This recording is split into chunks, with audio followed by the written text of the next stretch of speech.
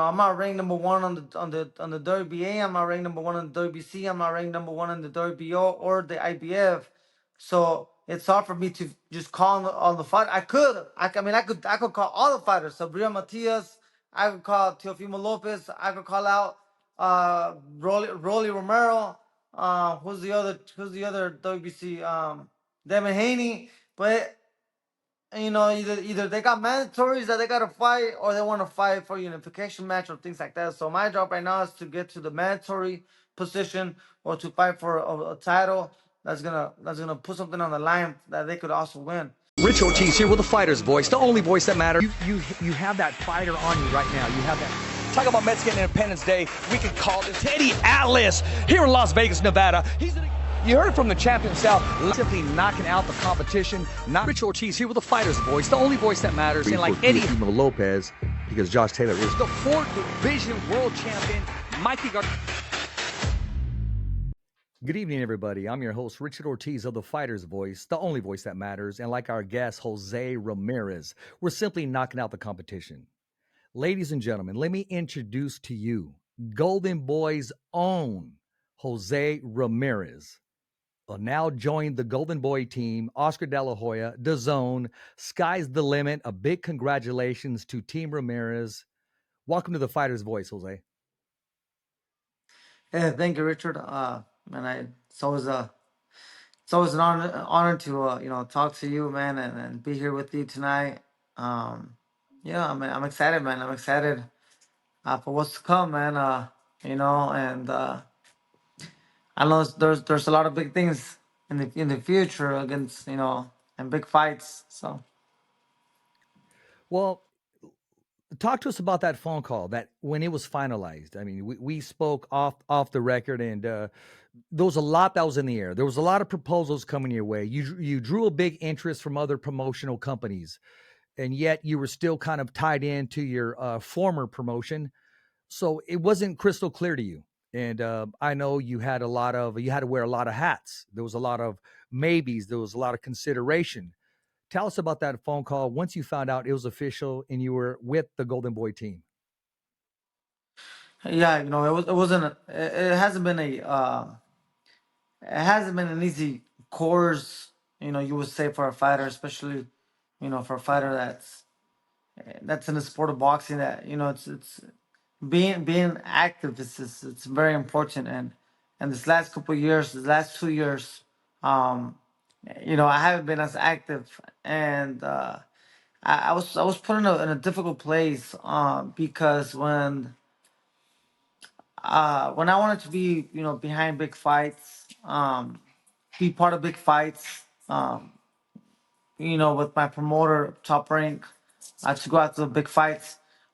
Something they always had a plan. They always had a plan, and they always delivered until this last 2 years. I just feel like their minds were somewhere else. With their goals, their idea of their promotional company. Um, Respectfully to them, they had other plans and other ideas, so it made it difficult for fighters like myself, who we were not, we don't bring that drama, that social media influence. We just like to fight. We like to fight, and like to fight against the best. Um, but anyways, this negotiations actually started earlier than my contract ended. And it's very unknown for a fighter to be able to go negotiate and go hunting at the market to see what the value of the fighter is before the contract is over. But the reason why Top Rank allowed me to go out there and research my value in the market, and talk to other promoters, is because it was very clear for them that they didn't have a clear path for me, or had any ideas, any plans, or for future fights for me, in a sense. Back in March, 25th of March was my last fight, and then in June, Teofimo fought Taylor. I got flown all the way to New York, by Top Rank, as they wanted to make the fight between me and the winner. of Teofimo Lopez and Josh Taylor. And then after Teofimo came out victorious, he went and decided to retire. I'm not sure if he did it as part of his game plan, and to build this his stock, or he was serious about not fighting. Um, well, when he came back to his senses and decided to continue on in the sport, by then it was September. There was a fight that was offered to both of us for December 7th at the Madison Square Garden on pay-per-view. And now this was Bob Arum, who's been my biggest advocate, and I have nothing but respect for Arum because throughout my whole career, he's been him and alongside with all the OG Hall of Famers like Bruce Trampler, Brad Goodman. They uh, they've been my biggest supporters. They've always worked with me with other big fights, and they always saw a positive big future. Unfortunately, Top Rank is not run by the same people. You could say, there's different people running, calling the shots, and what will happen is that in September, when Aaron wanted to push the fight, as many know, Aaron is not as involved. He only comes in for when he really cares about the fighter, or when he really cares about making the fight happen. He comes in. Sure. Well, he came in. He brought in Teofimo Lopez into the office, talked to him, but Teofimo wasn't mentally there. He said I just spoke to him this past weekend with Oscar News. Him and his father were actually very respectful towards me, but he just said that his mind wasn't there. That he had other issues, personal issues to deal with. That he told Top Rank, he wasn't fighting in 2023.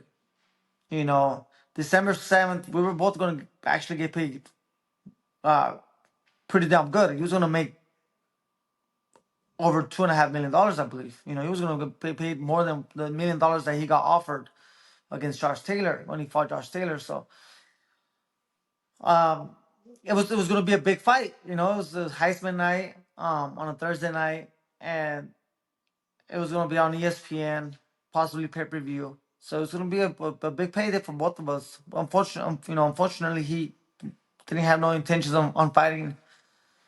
So that fight didn't happen. Now, I'm saying this fight is because my contract with Top Rank ended December 31st of this year, but they still owed me one more fight. And usually what happens is when 6 months before your contract expires, usually a promoter wants to extend your contract, or they're trying to do something to extend it, or offer you something big for you to extend the To keep contract you. or re-sign with them for another couple of years. They didn't have no plans. I asked for a top three level fighter. They didn't do it. They offered a fighter that was in a 5 week notice against and a guy that wasn't gonna do anything for my career. And yes, I was gonna get paid my minimum of $1 million, but it wasn't gonna do nothing for my career. It wasn't gonna make me any better. It wasn't gonna be a good look for me to the public. And it was gonna be in a small venue in Lake Tahoe.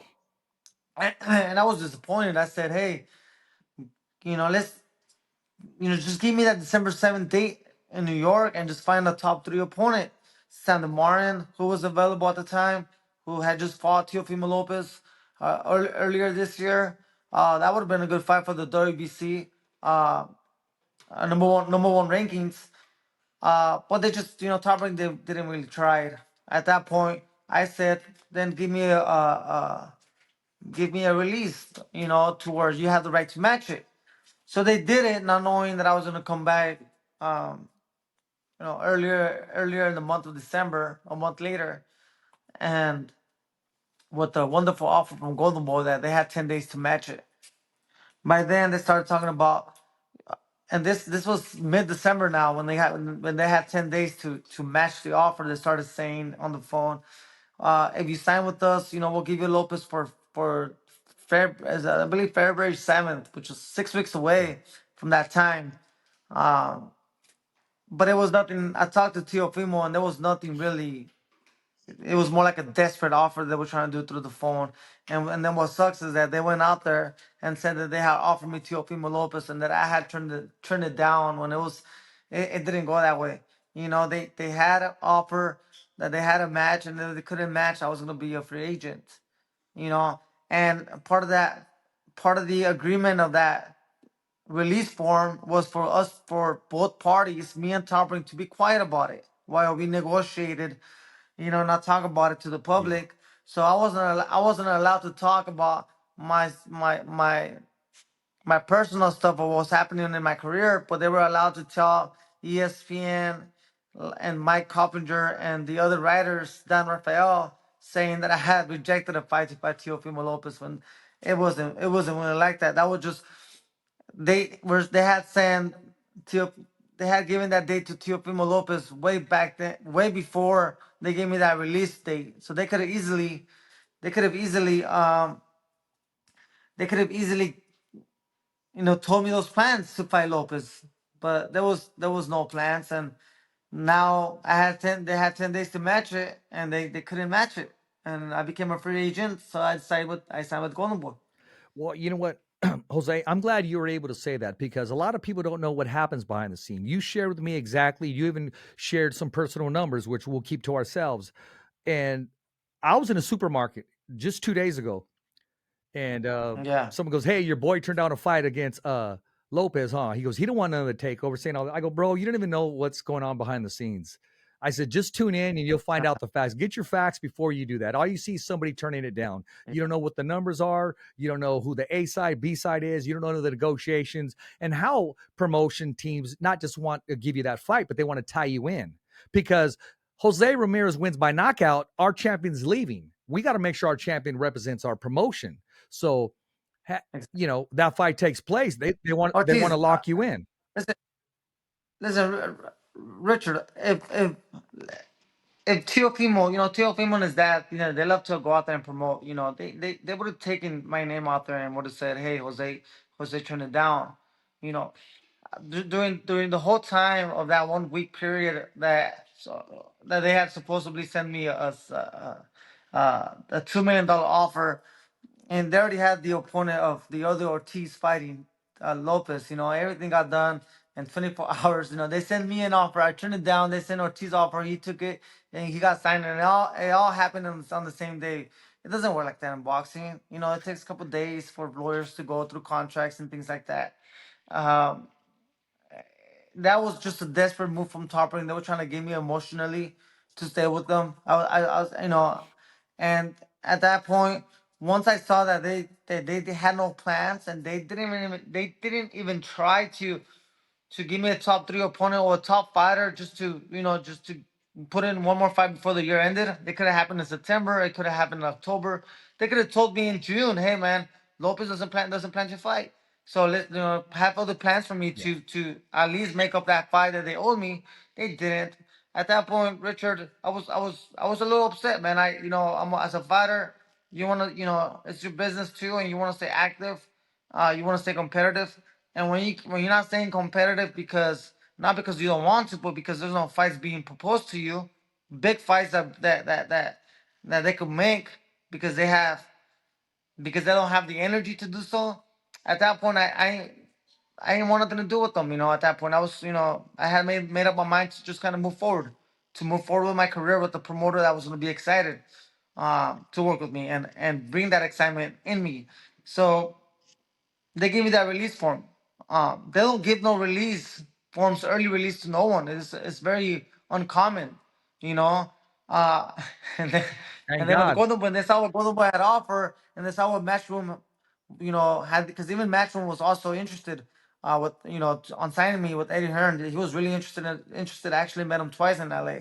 I actually flew in to watch the Canelo fight because even Al Heyman was very interested in me. So I was really, man, once that happened, and it's not easy for a fighter. There's always a doubt. Yeah. It's not so much what the fans might say, but there's always a doubt. When you go through this process of what's your value out there, because you might say your value is this, but at the end of the day, who's putting up the money, right? So it was tough, but once I saw their interest, man, once I saw their excitement from all those three promoters, I was like, man, I know I made the right choice. It was a risky one too because my minimums with Top Rank were $1 million, but it also ended December 31st. So I'm glad that Top Rank and Eddie Hearn and uh, Al Heyman decided to show interest CDC. and said and looked at those numbers that I have a Top Rank and they said no problem.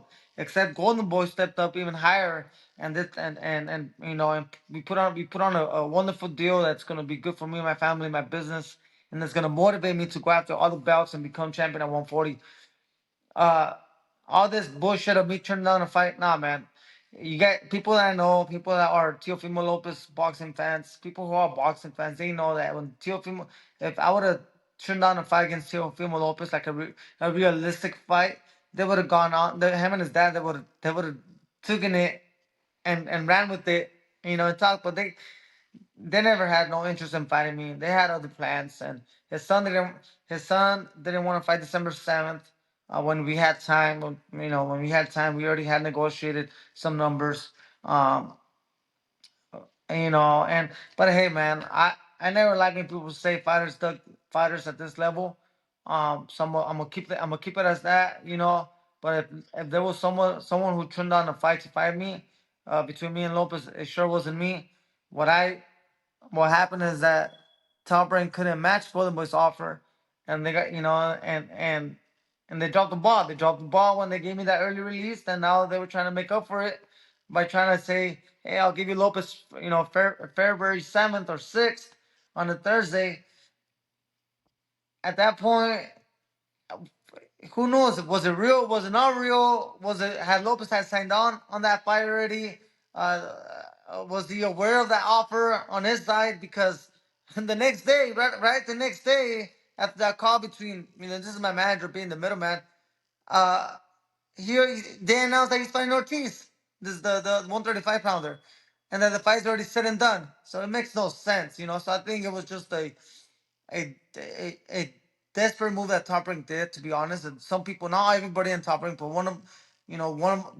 someone from Top Rank was upset and jealous, and they were trying to make me look bad. They were hurt, they were mad that I left, and that, they invested 11 years and now I'm gone. But it's not that I wasn't loyal, man. Like that I, I was with them for 11 years and, but at the end of the day, man, I was honored to be part of Top Rank. I was honored to work with Aaron, with Brad Jacobs, with Goodman, with Bruce Trampler. I think them, man, they're one of the best matchmakers. They really built me to become a great fighter, not just a champ, not just a unified world champion, but a great fighter. Because I feel like I'm a tremendous fighter, and I'm gonna show it moving forward. And I'm excited. And they're all, and everybody in there, from Brad Jacobs to Brad Goodman and Bruce Trampler, uh, they and even Lee Samuels, man, they're all wishing me good luck. Um, and even from Christina Poncher to Gardy, I'm gonna miss them, man. And I'm gonna miss them because they saw me from the Olympics to becoming a unified world champion. So, but unfortunately, people running that Top Rank is not the same people that were running it before when I first got in. Now it's small budget fights, small venues, no energy, almost like the UFC. People pay what they want to, what the promoters want to pay them, and that's it. Well, first of all, I mean, my conversations. Can I get you to scoot over a little bit, Jose, so you look good in the cut? There you go. And a nice crystal tree in the Yeah. background, by the way. Thank you. Yeah, we're gonna take it down tomorrow, man. We already took everything else down, but that's the last of Oh, it well, I see a from the present Christmas underneath stuff. for the fighter's voice. It's right there in the very bottom there. Yeah, there you go. There you go. Yeah, that's right there. Yeah. No, no, actually, Jose, it's in the refrigerator. There's Corona. It's right in there. Jose, first of all, every time I talked to Teofimo Lopez and I brought your name up, honestly, he had nothing but respect and good things to say. He didn't say, "Oh yeah, forget this guy" or what have you. He would all say, "Yeah, I'll take that fight. That would be a good fight." And then he would always say something about, it'd be a good fight and so forth. But you know, at the end of the day, I remember that there was a poster of you and him as a possibility. And the very next day, there was Teofimo and Ortiz, which is gonna be that's not gonna be an easy fight. I want to see if for moving up from 135 to 140, if Ortiz still has the power, the Yeah. ability to slip and counter as he did before. You got to remember he gave Loma a close fight. He defeated Jamal Herring, so he's not an easy fighter to share the ring with. That's just my take going on that. Right. No, it's gonna be a good fight. I don't know too much about Ortiz besides the fact that he had a very competitive fight against Lomachenko. But I know he's moving up to 135 from 135 to 140. I don't know if he's gonna be big enough to take on Lopez, who has uh, adapted to the 140 weight Yeah. very well. And you never know. It's boxing, man. Teofimo Lopez, they lose to the smaller fighter in George Kambosos when they fought. But it's different. I see a very competitive fight, but I think Teofimo might be victorious. But it's funny because I spoke to them and I spoke to them at the Golden Boy fights. Yeah. Him and his dad, and we spoke. And they had nothing but respect, man. They knew it was in this February 7th deal. I told my man, there was nothing really saying. He goes, yeah, it was rushed. I know. And I was like, and I told him, hey, about December 7th? What was the reason why you guys didn't want to fight December 7th? We had plenty of months that we were both aware of it. And he goes, no, I had my own family stuff to listen to, man. I'm a father. I know you're a father too, so I had that stuff to handle and things like that. And as a father, we don't know what he's going through at the time. I didn't Yeah. know what he was going through, so I just kind of left it at that. And but for sure in the future, we did say, in the future, if it's a fight that the fans want to watch, and it's gonna generate, you know, uh, a big payday, and big money in the sport, then he said he was interested. I'm down to fight. I'm down to fight. So now there's nothing holding me back, man. I felt like I was being somewhat uh, kind of benched. I felt Yeah. benched, and now I'm with the team that's gonna start me as a starting player. And I'm excited to go out there and perform, man. And what's awesome with the zone is that uh, with Golden Boy is, even though it's Golden Boy, not match room. But at the end of the day, it's the zone who could call the shots in many fights. So it's easy to make the David Haney fights, the Regis Prograis fights, uh, Ryan Garcia. Uh, I also heard that they might be signing Matias, Sabril Matias. Golden Boy might be signing him. Arnold Barbosa, who they just signed. So, the 140s are definitely on this side of the street. You know what I mean? And I think those are all big fights. And uh, what I do now, if you were to ask, like, what's the next step, is right now I want to get to where I have something to offer for some of these champions. Not just a competitive fight, because at this level, some of these guys, they're not, unless they got something to win, they're not risking anything. Yeah. And so my job is to become a mandatory challenger by winning a interim belt, um, and then calling out world champions. So that's the goal right now. Real quick, and then we'll move on. Jose, how tough a decision was it? I mean, you went back with offers, and you prayed on it. You talked to your wife, your brother, your team, your manager, of course. How tough was it? Yeah. Was there ever a time that you were thinking of going to the Yeah. right or There to was the a there left? was a And what what there what was did there was Golden a Boy do to just make it a slam dunk? there was a period of time that I felt like it was gonna be extremely tough. But I started praying, kind of leaving things in God's hands. You know, as far as financially, Richard, yeah, I haven't made the most money that other fighters have made, probably, and but I do live very well, very comfortable, and I'm gonna be fine financially no matter what happens, no matter if boxing's not here tomorrow. So it wasn't so much about the money, but it was so much with someone that had a plan and an idea for me moving forward, and someone who, and all three, Heyman, Matchroom with Eddie Hearn and Oscar, all three painted great pictures, as far as the great pathways to becoming a superstar. But one thing and during that point, when I first talked to all of them, I knew it was gonna be a hard decision. But once I started talking to Eric Gomez, who's the president of Golden Boy, and Oscar Moore, I saw that they were really excited, man. That Oscar told Oscar and Eric told both me and my team at the table that he goes, man, I wanted to sign you, Jose, since you first came out of the I Olympics, remember which that. is true. That as a matter of fact, Oscar was paying me as an amateur. I was an amateur, and he was paying me $3,000 a month for 11 months. Uh, so I don't have to work at Starbucks and just focus on school and boxing gym so I could make the Olympic team. After the Olympics, and once I signed with Top Rank, I had to pay that money back. That money was it was going to be a loan, and I was going to keep it if I was to sign with them. But at that point, I decided to sign with Top Rank just because uh, I think there's adversities that people come through, and I think Oscar during the 2012, during that period of time, he uh, he was going through his own adversity, Sure. and I feel like with Arum that had the experience to make me into a world champion, like he had with many other fighters. I felt like that was the place to go, and they had the best matchmakers at the time. They had Bruce Trampler, they had Brad Goodwin.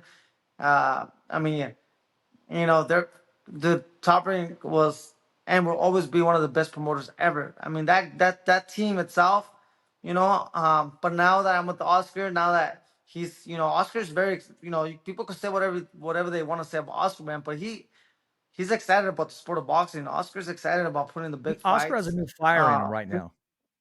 yeah, he has a lot of fire in him, bro. Like he just built his house in Las Vegas. He moved to Las Vegas. Now he's talking about building a 3,000, 4,000 venue arena to where he could do all his shows, and things like that. And he's interested in making. He's not he's not scared to gamble on pay-per-view. If you notice, Top Rank towards the end, they didn't want to touch no Yeah. pay-per-view. Everything was ESPN Plus, and I would love for Toprin to give me a chance to fight early on to kind of introduce me to the pay-per-view uh side of the business in boxing. So but because that's what promoters do. They make fighters become superstars, and they paint this picture to the public of that fighter, like Roberto Duran. Roberto Duran, they call him the Manos de Piedras, the Guerrero, and Chavez, uh, el campeón también another campeón del pueblo, and even like Marquez, uh, they did really good. They did a great job promoting those fighters. But I just felt like towards the end they kind of I don't know, I think, Jose, they took you a you different got caught in the path. transition. As you said, the same guys weren't running Yeah, it. there was You got caught in that transition. yeah, because even even when I pushed to fight Maurice Hooker, it was me and Rick who went after and talked to Eddie Hearn to make that fight happen, to go ahead for them to send an offer, and I had to pay 20% of my initial offer to Top Rank so they could allow me to go and make that fight to become a unified world champion. And not everybody showed up to the fight. I think only Carl Moretti showed up to that fight. Not everybody showed up to the fight. I think there was a couple, like I think Gardy showed up, and like Cristiano Ponce was, who became friends outside of the sport of boxing. But it was that wouldn't have happened. Back. If it would have happened 10 years before, when Arum had that energy, when Brad Yeah. Jacobs had that energy with Bruce Trampler and Brad Goodman and all them, man, they would have made like a Chavez, Tommy Hearns, or like a Roberto Duran against Tommy Hearns type of fight. Yeah. Me and Maurice Zucker was undefeated at the time. But anyways, that's the past, man. I am grateful. I really, from the bottom of my heart, man, I'm grateful for Topper and for allowing me, for giving me the opportunity and blessing me and my family, because I've done very well, and I became a world champion. Now it's time just to move on, and I'll go after the legacy fights, the fights that are gonna make you a superstar, um, and build your legacy, as one of the best fighters. So I'm excited about that. And right now, uh, I'm not ranked number one on the WBA. I'm not ranked number one on the WBC. I'm not ranked number one on the WBO or the IBF. So it's hard for me to just call on the fight. I could call all the fighters. Sabrina Matias. I could call Teofimo Lopez. I could call out Rolly Romero. Who's the other WBC? Devin Haney. But either they got mandatories that they gotta fight, or they want to fight for unification match or things like that. So my job right now is to get to the mandatory position, or to fight for a title that's gonna put something on the line that they could also win. You know what I mean? So, um, You understand the but I sport. know I know I know Osprey could make that pathway. I know Golden Boy could make that pathway. I know the Zone could make that pathway. So that's where I'm at now, and I'm excited for that. You know what I did say, Jose? Someone had asked me. Actually, it was the barbershop. It was the best place to talk boxing. Um, I said I was looking at the card, and I understand. That it comes down to matchmaking. We want to give Virgil an opponent because he had that layoff. Arnold Barboza Yeah. is making his debut, so we want to give him an opponent. We want him to look spectacular. And I said, when it comes to Jose Right. Ramirez, he's just not going to take an opponent. He's going to want a tough fight. I said, you watch. His Yeah, first man. fight, it's going to be a top 5 fighter. It's not going to be someone where, okay, Jose Ramirez wins in the second round or third round or looks spectacular against a B fighter. I know Jose. I know the air that he breathes. Boxing has a small window. It has to do something for him to climb. And, I think there's where you're at. There's where you're at. Listen, man, yeah, and I'm glad you pointed that out, man. And I appreciate the fact that you do acknowledge, the type of fights I take. I have never taken a fighter who's ranked number 20, 30, 40. Since I became a world champion in 2018, I've always fought guys within the top 10 rankings. Always. Even after my loss with Taylor, and it, and it was, it's, and it's a fight. It's a fight that I accepted. The outcome of the fight. I accepted the fight as the way it went. But I'm not content. I'm not happy. I know I'm a much better fighter than that. But regardless, I went on to fight Pedrosa right away. I went on to fight uh Richard Comney, who had knockout power. Um, and those guys are known. Yeah. They might not be world champions, but they were former world champions, or they were ranked top 10. So I did that so I could stay ranked high, because I know at the end of the day, fighters, unless you become the mandatory and you really push it, some fighters don't fight you. They say they would, but they don't. And then sometimes fans will be like, "Hey, well, there's nothing that you have to offer, this and this and that," But if it was the other way around, give him a chance, give him an opportunity. If it would have been another guy, oh, everybody loses once and they come back stronger, But to each his own, um, my job is just to fight, and I'm excited. I know there's a lot of people. There's a lot of people who have been very excited since I made that announcement of signing with Golden Boy. So I know I have a lot of support, and I know once, uh, because once we find a fight, with Golden Boy, we're gonna come down to the valley, to Central Valley. Bernal Hopkins, he's part of Golden Boy too. Oscar De La Hoya. Might bring some friends, invite some friends too, like Mario Lopez, Robert Shapiro, some of the celebrities who are big boxing fanatics, and come and make a big press conference to announce my fight here in Fresno. Where we're gonna bring all the media, everybody who supported me. Uh, and I know the fans here in the Central Valley, especially the hardworking people, because a lot of people still, don't know who Aram is, but a lot of people know who Oscar De La Hoya is, and who Chavez, and who was Chavez. So I know a lot of Hispanics, just they're gonna hear the name Jose Ramirez associates with Oscar De La Hoya, and all of a sudden they get excited. So, and again, we're under a subscription based company on the Zone. So the more subscribers they have, the more money they make, the more value a fighter has. So it's all about moving the needle, man. So promoting now, Jose Ramirez fighting on the Zone moving forward. We hope that people go out there and subscribe to the network, and and that's something I think Oscar and the whole promoters and the Zone are excited to be a part of. So uh, So you're gonna definitely feel like Central Valley is part of the boxing community. You know, it's not so much like Top Rank showing up on fight week. I think Golden Boy, I think they're gonna want to be more involved and definitely building this market into something bigger. Well, I'm looking forward to that. So that was going to be my next question. That was going to be the $1 million question. When are you fighting and who? Do you have any ideas? Anybody throw any names at you? No, we just made the announcement. And one fighter that they had talked about, if it's O'Hara Davis, but he had to win, and obviously, as we all saw, he got shocked. He got stopped in the Yeah, first that round. was a shocker.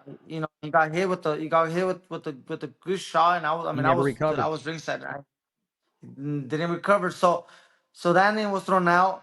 And I think Oscar, as we know, I think his name's Barroso, the guy who won.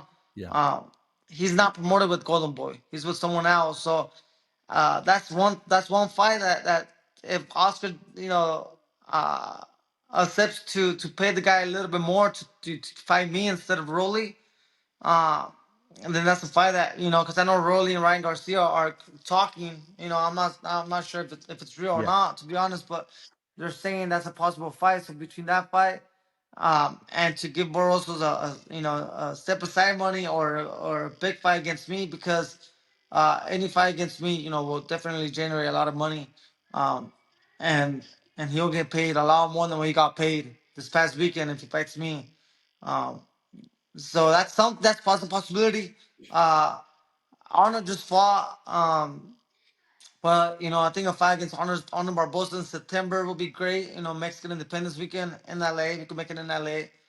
That's another fight. Or, who knows? What if that fight against Barroso does take place and I become the interim WBA, and now I get to call out the winner between Rolly and Ryan Garcia for September for a big pay-per-view fight, especially if Ryan Garcia wins. It'd be Ryan Garcia, Jose Ramirez, the biggest fight in California, between a guy who represents central part and northern part of California against a guy who represents the southern part of California. So, that's a massive fight. I'm gonna ask you a question, and it's a no brainer. I remember I talked to Bam Rodriguez when he fought in Fresno, and he was supposed to be for a title shot initially. Negotiations under with Mikey Garcia. That was the condition that he had with Sure. Eddie Hearn when he asked him to come to Fresno and fight on his card. And Bam Rodriguez, he was disappointed, but not as disappointed that he didn't get that title shot. And he said, I remember what he said. It was very mature. He said, you got to trust the process. He goes, and I'm here and I trust the process. So you're at the same place. It That's makes it. no sense for Jose Ramirez to call somebody out when you just told me the process. You told me the gate to the gatekeeper and what you need to do to get there. So Right. Hey, man, but if any world champion is listening, man, and they're down to fight, let's make it happen. But that's the reality of the fight, of the fact is that, I call it the way it is, bro. Like, I don't bullshit you, I don't bullshit my fans, I never have. Um, but I'm just talking about pathway to my first world yeah, title. absolutely. After that, that's only two fights. After that, now we're talking about a unification match with Teofimo Lopez, a unification match with Sabrina Matias. You know what I mean? Or who's the other champion? The WBC, WBO. Let Devin me Haney. see. Or Devin Haney. Or unification match with Devin Well, Haney. You know what I mean? So now once I have a world title, um, now we call those guys, or Ryan Garcia again. okay. You know what I mean? Those all the big I'm going to tell fights. you what I heard. Okay. You mentioned Arnold Barboza in Yeah. September. Okay. I put on there Arnold Barboza, Yeah. Jose Ramirez, fight of the year 2024. I just heard, okay, I don't know Yeah. how reliable it is or what have you. I heard Devin Haney has some interest in fighting Jose Ramirez in September, Mexican Independence Day. That's There you the go. rumor See, that I heard. and again, especially if I show uh lots of promise during this fight, and get the people excited. Come on, man, that's definitely a big fight to make. Uh, David Haney, I sparred David Haney before. Uh, people think I'm only a one style man, but I did not become an Olympian fighting one style. That's right. Uh, Jose, and I'm excited, man. But Jose, don't take my quote. Don't take my quote because I say that over and over again. I go, you remember Jose? Very Jose Ramirez is an Olympian, and I've seen you at in Robert Garcia's boxing academy, slipping and moving, doing the Mayweather, doing the yeah, Duran, being pretty like that. Yeah, setting them up with the jab, the Paul jab for the right hand, like Tommy Hearns. I saw the different styles in there. So, but you yeah. choose to Look, bang. You man. choose to always cut the ring off and fight the Julio Cesar Chavez style. Yeah, I think it's time for me to is to show my skills one fight at a time. But more than anything, Richard, I feel excited to be involved in the sport of boxing again. I feel I like can see it. it's not it's not so much now. Oh, I'm gonna go show up just because and I'm gonna get paid. Um, and then kind of be mad that of my own personal stuff that I feel that certain ways are happening and I'm being looked at just as a as a machine who doesn't have any feelings. You know what I mean? Now I feel like I'm with a team of people. At the end of the day, for all fighters out there, business. Boxing is a business. So don't ever think that you know that you should trust everything people say. You always stay focused on your goals. But I do say that it does help when you see some excitement from your promoter, from your Yeah. manager, from your team, from your boxing team, when everybody looks excited to see you perform, or at least have the curiosity and excitement to see you perform. Believe me, you get in those spirits, man, and you're happy. You're gonna come out. You're gonna go out there and look like you never have before. Look like an animal. Because now this sport is it's a very mental Yeah. sport. So everything's in the mind. So if your mind comes in knowing that you're the boss, and that you're being treated like a boss, that ring, you'll become the boss in that ring. You'll take charge, and you'll become the A side no matter what the people say. Well, I was going to ask you, how does Devin Haney get beat? But before I do that, you talked about a press conference going to be held in Fresno. Jose, Yeah, I'm gonna keep it 100 with you, okay? I got to yeah. make sure I get in that press conference because there's somebody standing in the way, and they said I will never be able to cover Jose Ramirez's fights, his events, any of that stuff. And for whatever reason, I'm not going to mention his name, but I want to make sure I'm there to cover your events, especially coming back to Fresno. Yeah, 100%. 100%, brother. We'll let you know. I'll let you know. I'll keep you updated with everything that's happening. So you can give yourself that chance to come and be a part of it. And help me. With this marketing, with this promotion. That takes place. But yeah, man. Most definitely. So don't you worry about that. Now, how do you win? How do you beat Devin? Well, Devin seems to be uh it seemed like he really against Regis Prograis it looked like he definitely adapted to the size and the weight of the 140 weight. And it seemed like his fighting that long distance, that long range with his jab, does very good for him. Turn that mic And that way. and and if you can't come across, if you can't go through that jab that he throws, Microphone. then yeah, you're gonna have a hard time. But one thing that I feel like most people underestimate me is that despite Regis Prograis and Jose Ramirez, our size difference is big time. Absolutely. I'm a 72 and a half reach, when it comes to my reach, and I have a great jab too. So if I could beat into the jab and be more explosive with the jab, uh, then I'm gonna take his plan away.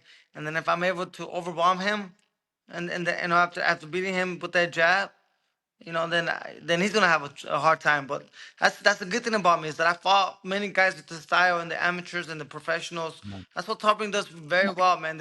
They make sure you fight Turn the mic over to you there. all these different styles, man. Crafty fighters, difficult fighters, fast fighters, and then, so when you get to this level, you stay at this level for the longest.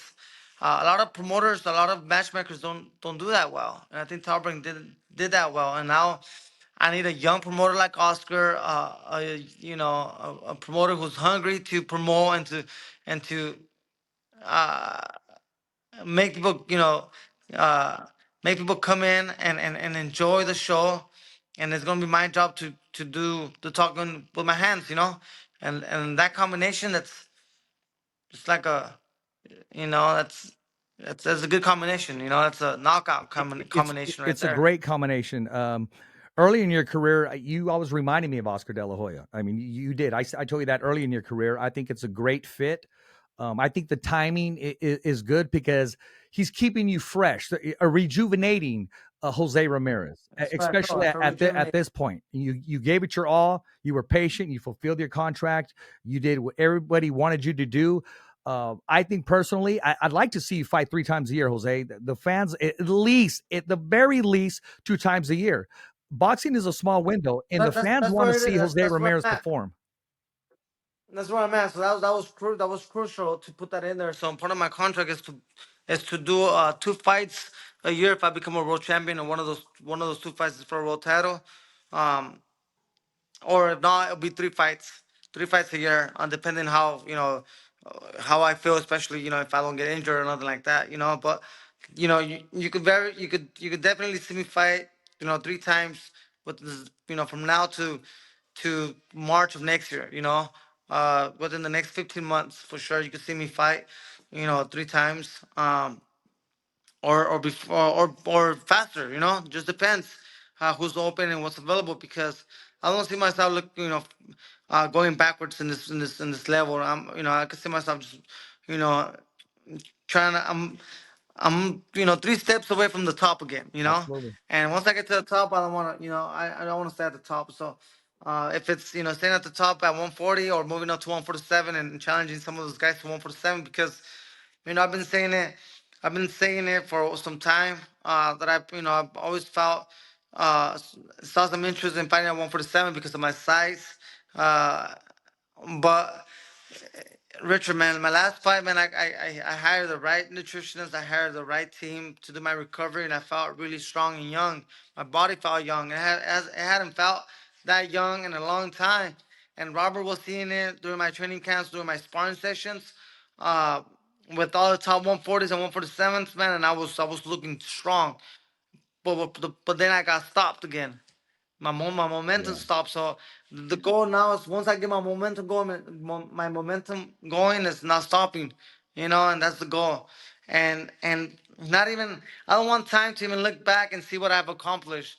I want to work until the end of my career, and then I can look back and see everything I've accomplished. I'm going to predict right now. I see you going on a string of knockouts. I really do. Yeah, man, that's the No, goal. I really do. That's the goal. I want to take this time right now. I want to thank the WBC that they sent me this bout. I reached out to them. I work at Continuation High School, and I wanted to put on, the kids champions of the week when they do a good deed. As you know, Jose, I work at a Right. continuation. Our students are a little different. We don't have the 4.0s. We have the 3.2s, and their scholarships are Brother, I've limited been there. I was there. Yeah, because it's so competitive. The scholarships they give them to the regular high schools, the 4.0 students, and yet our kids to get right. a 3.2 is awesome. So I reached out to the WBC and I asked. I said, hey, at first I bought a belt. Let me keep it real. I bought a bootleg belt. The thing was like a noodle, so that wasn't going to work. I just wanted the kids to wear something around their waist, take a picture of it, and send it to the WBC Cares and let them know that they are making a difference. They are making an impact. I personally don't think they could put this around their waist, maybe around their wrist or their arm, but I still want them to feel like champions. And, I want to thank the WBC at this time. I appreciate it. Appreciate you, Jester. Appreciate, you thinking of the kids at the high school. And I will keep it at the high school there. So that's what it's there for the students, not for the fighter's voice, not for Richard Ortiz, but for the students that I work with. And I will say this, Jose, you made such an impact that you were there. The principal, Juarez, he said he's looking forward to you coming back. He wants to pick your brain about possible scholarships in the name of Jose Ramirez to the students, some that want to go to Fresno State. But after Jose Ramirez showed up, everybody wanted to jab. Everybody was shadow boxing. 2 weeks later, there was a fight. You know what's funny, man? 2 weeks later, The check this out. 2 weeks later, there was a fight. yeah. I go there to break it up, and I get my finger broken because everybody wants to be like Jose Oh, Ramirez. I got a pin in it, Jose. So I can't bend it this way. oh, It happens that's to be my wild. middle finger, so I'm going to show it to you. But you make an impact, a great impact, and it is what it is. Now, say what you were going to say before I interrupted you. Yeah, no, it's my fault. Yeah, the Gonzalez Boxing Club, they send me a message not too long ago saying how, hey man, thanks for talking good about the gym, man. We got a bunch of new people that came in to sign up from that school that I went to, from the school that from the continuation school there in Madero. So it's nice to hear, man, that I was able to at least send some people to the to the right place, Yeah. so they could take some of the anger out and do what they want to do, So, and about the scholarship, man, yeah, I'm almost open. As you know, I started the scholarship foundation for kids from Avalon High School to attend Fresno State. But I think in the near future, I'm gonna open it up to different places, not just Kings County, but also Madera County, Fresno County, and things like that. So the I'm thankful that there's been support, a lot of support that from people who have donated to the scholarship foundation that I have. But it's a foundation that's it's gonna it's already reaching the six figures, and it's gonna reach seven figures pretty soon. It's a scholarship foundation that even when I'm gone, after I'm gone, even my grandkids, my great grandkids, could see the name Jose Ramirez Scholarship Foundation, and it's hopefully, and it's going to be dedicated for migrant farm workers, kids from migrant farm workers, and things like that. So, uh, yeah, man, I'm always, when it comes to scholarships, I'm always open on helping as many kids as I can. But then, as you know, there's other things that come here and come there. So it becomes a lot, but little by little, man, we're making a difference, and that's what counts. Absolutely. Jose, show us that wall of fame that you had. Show it right there. Walk Oh that yeah, way. man. So this is where I have my titles, man. So pretty soon I'm gonna build a nice display. But right now Oh, that's nice. I have the WBO here, and I have the WBC there. So there, as you can see, man, there's room for the IBF and there's room for the WBA titles. Um, and then later on, we're gonna have to make a room for the rest of the titles in multi-division weight classes. So that's the goal, man. I got big goals and big dreams in the sport of boxing, man. I'm not here to be no one's gatekeeper and things like that. So what's cool, man? It's like my minimums, bro. My contract. Let's put it this way, right? According to the top rank, they offered me $2 million to fight one fight, and that couldn't match Golden Boy's offer.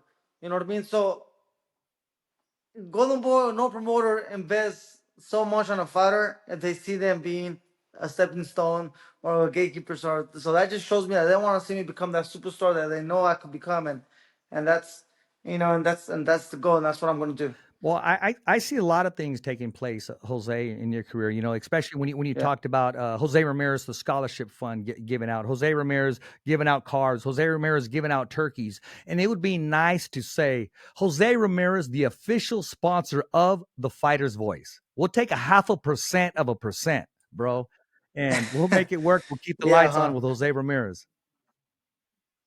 Heck yes, man. Doesn't that have a For good sure, ring to Richard. it? You got my That has a support, good bro. ring to it. What do you think? I think so, man. I think we're gonna have to maybe call it like JCR Entertainment instead of Jose Ramirez. But JCR Entertainment will be, it's my promotional company that I'm getting started to officially co-promote fights with other promoters.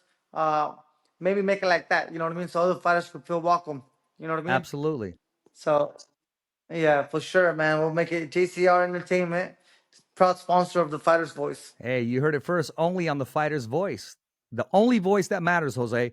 Did you know if you were to just one time on your biggest platform, either wear a Fighter's Voice t-shirt or look in the camera and say, follow the Fighter's Voice, did you know my career would change?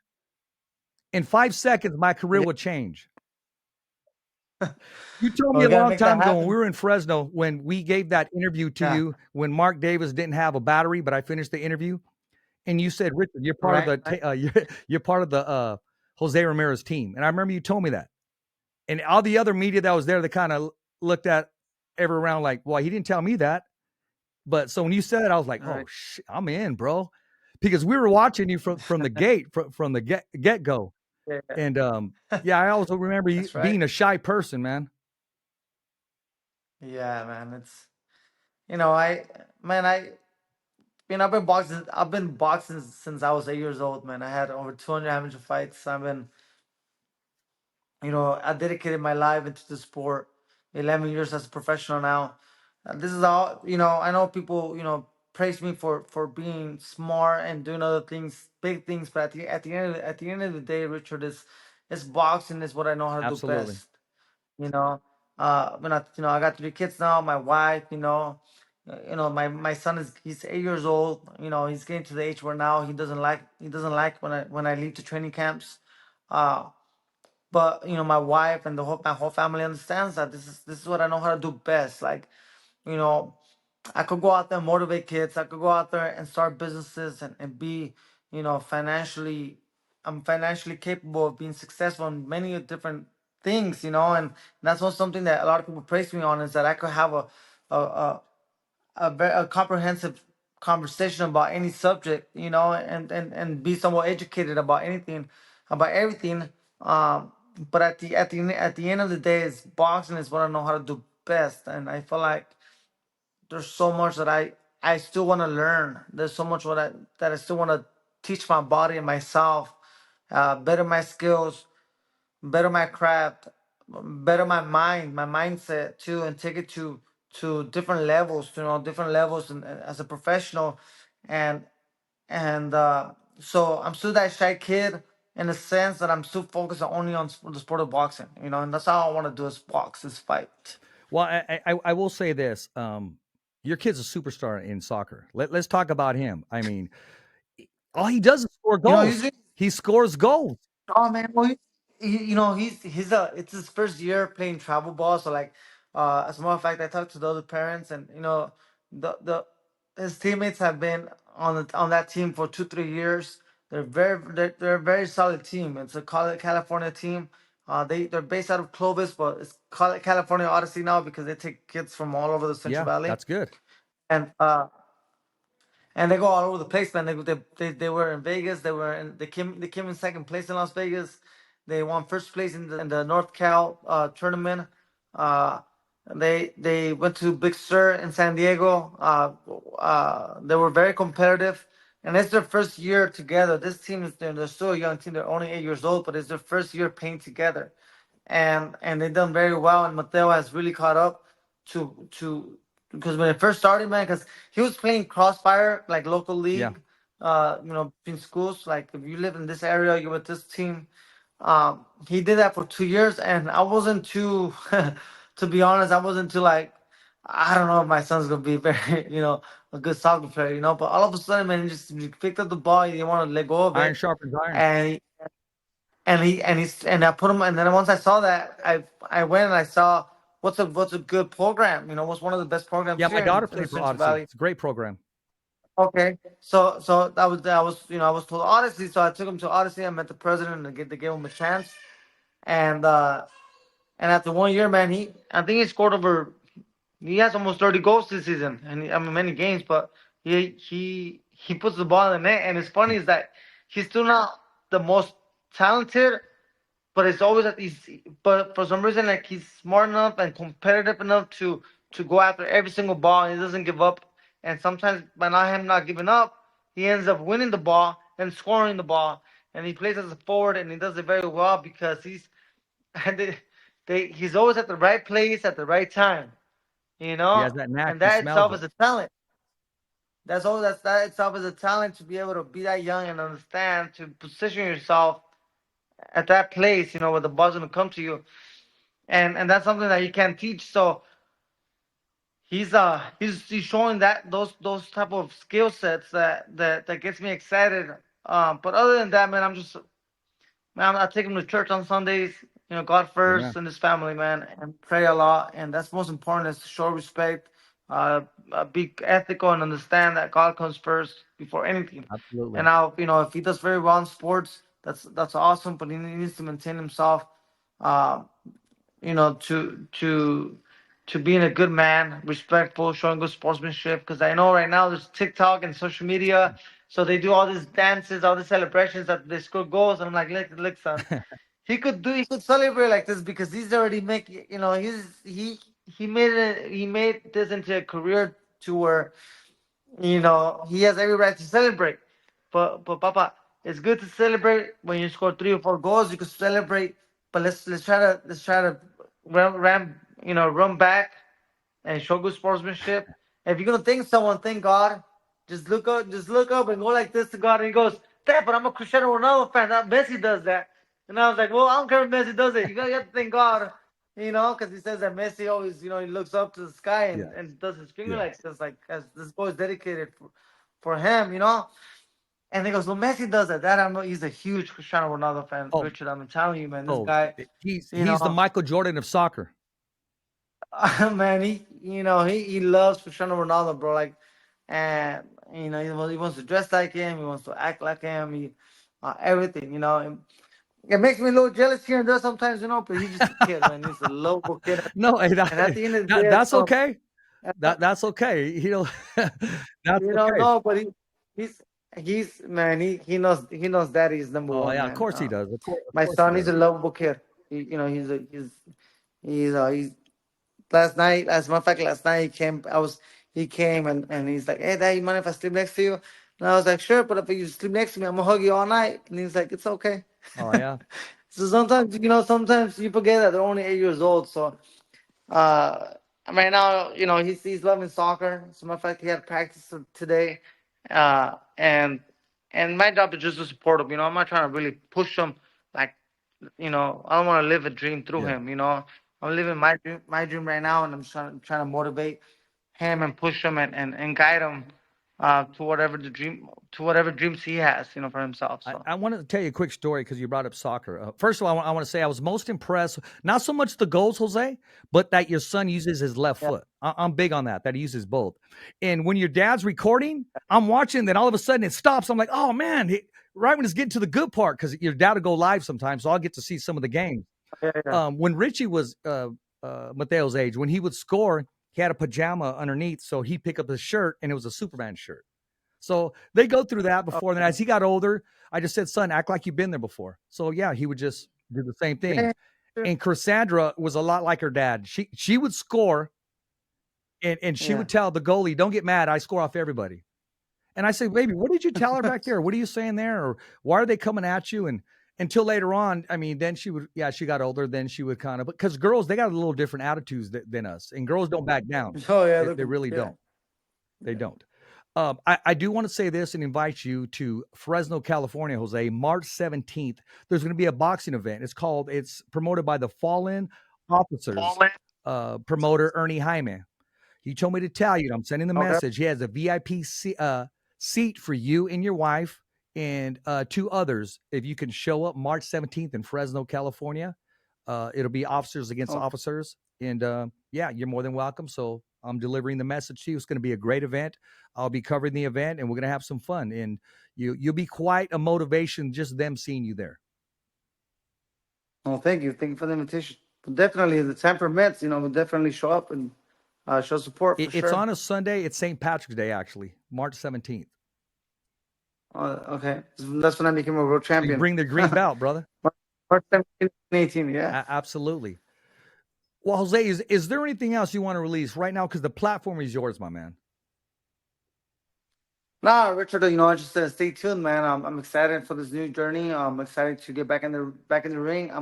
I'm waiting to see, what Golden Boy and my manager come up with. They already know what I want. So I want nothing but the top fighters. I want either the champions or a fight that's gonna lead me to become mandatory. Those are the type of fights that I'm looking forward to, and they're getting to work. So, I do want to apologize to my fans, to everybody out there, that wanted me to be more active and stuff like that. But I guarantee you, man, without going into too much details, a lot of it wasn't in my hands, when it came to that stuff. But hey, it's this time off is kind of giving me a lot of time to really self-reflect, and it was almost like a blessing in disguise, because I ain't gonna lie, man, it felt really good being being, with my family during all this time and watch my son, play soccer and things like that. So I was able to catch up, with a lot of time that I missed away from them. So, everything happens for a reason, but I'm ready to come back and be that Jose Ramirez that people got used to seeing, fighting 2-3 times a year and fighting the big fights and being very entertaining. Very well said. I want to say this, and I feel like I got to say it all the time because I always get like hate mail. Okay, I'm going to make this clear. I went Yeah, to Regis Pro Grace fight, and as I was walking with him right. in the back, I don't know who this guy was, some part of his management team or whatever. He goes, hold on a second. He goes, Sure. That's the president of the Jose Ramirez fan club. So he tried to like clown on me, but Regis's people goes, Sure. nah. Yeah. He goes, this brother's been hanging with us since day one. Let him through. So he lets me through, As it and should. yeah, and when Regis lost, I didn't quite feel this emotion that I felt with you when I was at the elevator with you, and as you were going in. And I said, Right. "You'll be back, Team Ramirez, all the way." But I did feel something, because when you build a friendship with somebody, Right. and actually he didn't Yeah, yeah. expect this, Jose. Of I went out course. of character and I grabbed him and I picked him up. I picked him up and I said, "Man, I Uh-huh. appreciate you, man." Yeah, and then he Yeah, texted man. me the next day and That's stuff. good. Good for you, Richard, man. I have nothing against Regis for Grace. I think, you know, uh, this loss is his loss is not the end of the career. Like my loss wasn't No, the end of my career. Hopefully he comes back and if a 5% it's in the going to future happen. to fight with each other and there's something there, we could definitely make it happen. Unfortunately, during the time where he was when he was my mandatory, he was with a promoter that didn't have a network, and obviously my promoter had a different path for me that I wasn't really aware. Um, he entered that tournament that got him wrapped up for 2 years.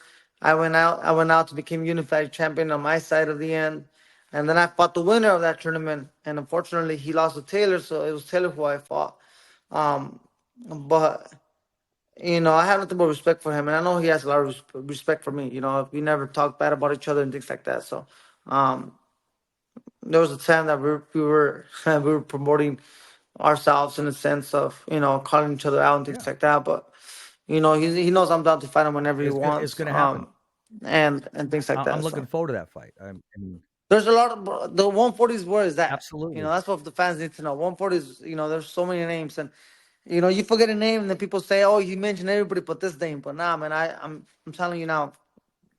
I'm down to fight just about anybody in this 140, and I know people are gonna want to believe and stick to what they want to believe because either they're fans or not fans, or because they just want to hate on you, or not support you. That's fine, man. But the truth is that, man, I was born to be a fighter, bro. I've been fighting since I was 8 years old, and I ain't afraid of nobody, just God. Yeah, that's right. And God has blessed me with this gift to be able to defend myself, and I'm gonna use it well, and I'm gonna go after everybody, man. Well, hey, you heard it from Jose Believe Ramirez. that? Jose Ramirez means business, and I'm looking forward to the new journey. I think it's a perfect fit. It's a great fit for you and your family, for your management team, and everybody involved in the Jose Yep. Ramirez's team. Jose, you're always a class act, and you know what? You keep your word. We had a discussion on the phone. You said, Richard, once everything's clear, I'm going to do what I'm going to do, and now Yeah. you're here. So I appreciate that. And man, thanks for yeah.